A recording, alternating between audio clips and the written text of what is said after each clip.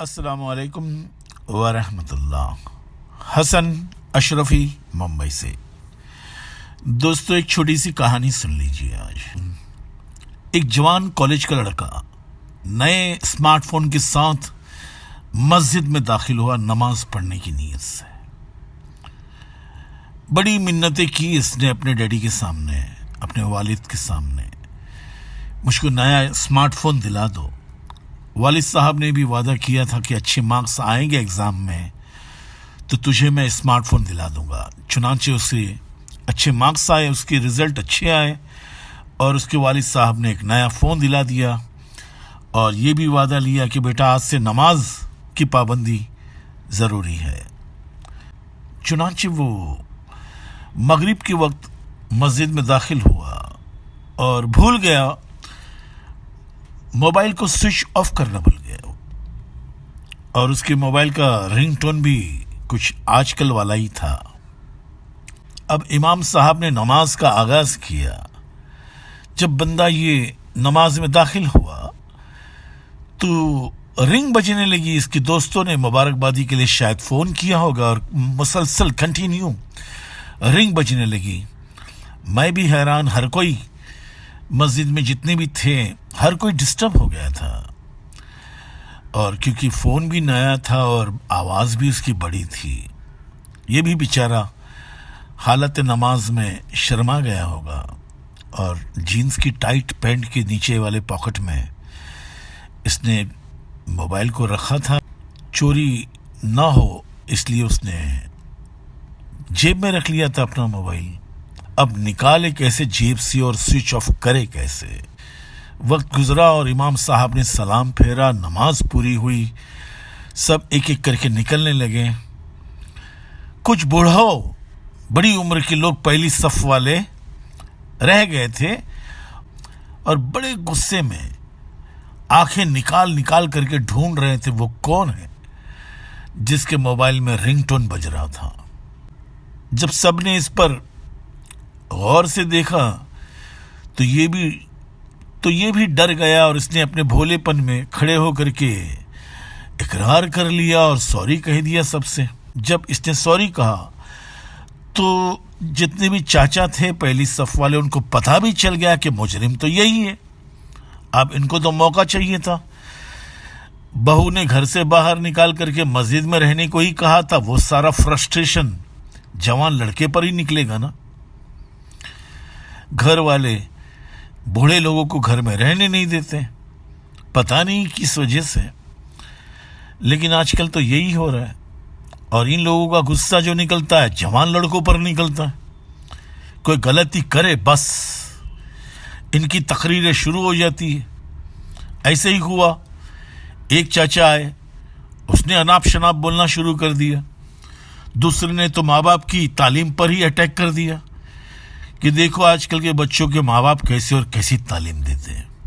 اب جتنے چاچا نماز میں آئے ہوئے جو سنا رہے اس بچے کو, ان کی اولادیں تو مسجد میں آئی نہیں ہے اور جو آیا ہے اس کے ساتھ یہ سلوک ہو رہا ہے. یہ جوان کالج کا لڑکا تو بہت زیادہ گھبرا گیا. چاروں طرف جیسے کہ پولیس کرمچاری کھڑے ہیں اور اٹیک پر اٹیک شروع, وربل اٹیک. یہ جو جتنے بھی چاچا تھے سب بدتمیزی پر اتر آئے. اسے موبائل استعمال کرنا نہیں آتا, اسے مسجد کی ادب پتہ نہیں ہے. آج کل کے لڑکوں کے ماں باپ ایسے ہوتے ہیں, آج کل کے لڑکے ایسے ہوتے ہیں, یہ وہ نہ جانے. یہ سب شروع ہو گیا. یہ کالج کا لڑکا تو بیچارہ ہتاش ہو گیا, مایوس ہو گیا, بالکل ہتاش ہو گیا بالکل. سب سے معافی مانگی, منتیں کی, مجھ کو معاف کر دو. ایک نے تو کاندھا پکڑ کر کے جھنجھوڑ بھی دیا, آج کے بعد ایسی غلطی ہونی نہیں چاہیے. فائنل وارننگ بھی مل گئی اس کو. یہ بیچارہ ڈرا سہما, مایوس, لٹکتا ہوا چہرہ اس کا, اور یہ باہر نکلا مسجد کے. مسجد سے باہر نکلا, دوستوں کا فون ریسیو کیا, دوستوں سے بات کی. دوستوں نے بڑی مبارکبادی دی, نئے فون کے لیے ٹریٹ مانگی. इसने भी हामी भरी। बहुत बड़ा ग्रुप था इसका। रात सब मिले और वालिद साहब की इजाज़त से घूमने निकले सारे दोस्त। जब घूमने निकले तो एक दोस्त उसमें बहुत ज़्यादा ही बुरा था। उसे शराबखोरी की आदत थी। उसने सबको पटाया, फुसलाया और राज़ी किया कि एक नाच गाने के पब में जाया जाए, आज देखा जाए। जैसे तैसे सब उसके बहकाव में अब सब उसके बहकाव में आ गए और ये लोग शराब खाने की एक ऐसे पब में गए जहाँ पे शराब मिलती है, शरबत भी मिला करते हैं और वहाँ पे नाच गाने की महफिल चलती है। इसके हाथ में शरबत का ग्लास था और किसी का एक धक्का सा लग गया इसके हाथ को। इसके हाथ से कांच का ग्लास सरक करके गिर गया और वो टूट करके बिखर गया। दूर से मैनेजर ने इस नज़ारे को देखा, दोनों की आंखें दो चार हुई और मैनेजर दौड़ा दौड़ा करीब आया। जब मैनेजर करीब आया तो ये कॉलेज का लड़का तो वैसे ही मगरिब में जलील हो चुका था। अब ये और जलील नहीं होना चाहता था। इससे पहले इसने मैनेजर साहब को सॉरी कही थी और इकरार किया कि मेरे हाथ से ग्लास सरक करके गिर गया और ये टूट गया, मैं इसकी कीमत अदा करने के लिए तैयार हूं। मैनेजर ने कहा बड़ी नरमी से, सर कोई बात नहीं, आप आराम से एक चेयर पर बैठिए, आपके लिए एक नया ग्लास आ जाएगा शरबत का। उसने ऑर्डर किया वेटर को और वेटर से कहा एक साहब को नया ग्लास पेश किया जाए शरबत का और साहब को चेयर पर बिठाया जाए। इतनी इज्जत देखने के बाद ये बच्चा तो ज्यादा हैरान हो गया। इतने ऊंचे अखलाक की तवक्को इसने जिस जगह पर की थी वहां से तो ये जलील होकर के आया और जहां ऊंचे अखलाक का तस्वुर ही नहीं किया जा सकता, जहां आला दर्जे के अखलाक के और ऊंचे पोलाइट नेचर के तस्वुर ही नहीं किया जा सकता, यहां पर इतना पोलाइट नेचर, इतनी इज्जत दी जाती है। ये यहां पर आकर के रुक गया और यहां पर हम बात को भी रोक देते हैं।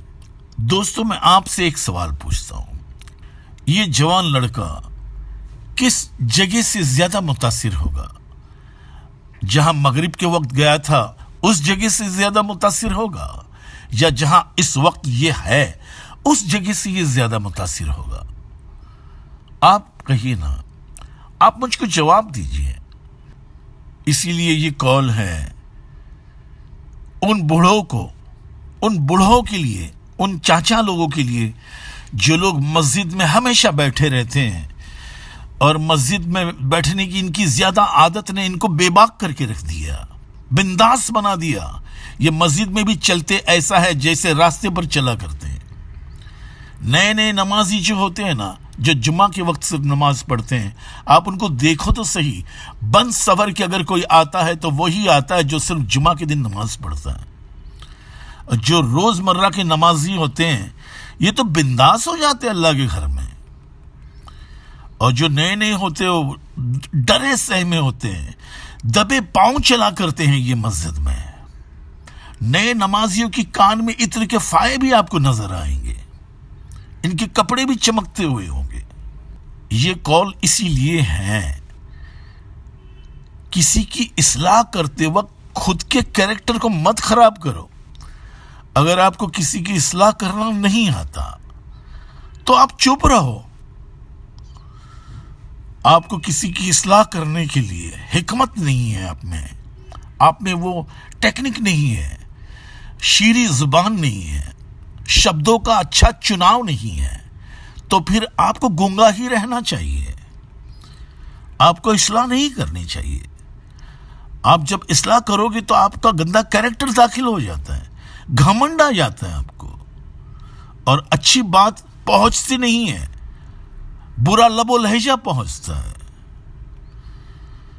बात तो आपको अच्छी करनी थी, बात तो आप अच्छी कर रहे थे, आपका मैसेज बहुत अच्छा था कि मोबाइल का रिंगटोन बंद हो जाना चाहिए, मैसेज तो अच्छा था, لیکن آپ کا لب و لہجہ اتنا کڑوا اور تیکھا تھا کہ آپ کا میسج ڈھنگ سے پہنچتا ہی نہیں ہے.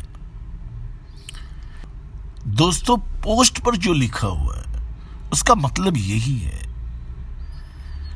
دوسروں کی اصلاح کے لیے خود کو نہ بگاڑو. دوسروں کی اصلاح کرتے وقت مقصد میسج کو پہنچانا ہے تو میسج پہنچنا چاہیے، کڑوا انداز نہیں پہنچنا چاہیے. میں امید کرتا ہوں کہ آپ کو میری بات سمجھ میں آ گئی ہوگی. اس گفتگو میں اگر میں نے کسی کا دل دکھایا ہے تو میں معافی چاہتا ہوں. اگر اب تک آپ نے ہمارے اس چینل کو سبسکرائب نہیں کیا ہے تو آج ہمارے اس چینل کو آپ سبسکرائب کیجئے. ہمارے چینل کے بیل آئیکن کو ضرور کلک کیجئے تاکہ آپ کو ہمارے آنے والے نئے ویڈیوز کے اشارے ملتے رہیں. مجھ کو اپنی دعاؤں میں ضرور یاد کیجیے گا. السلام علیکم ورحمۃ اللہ.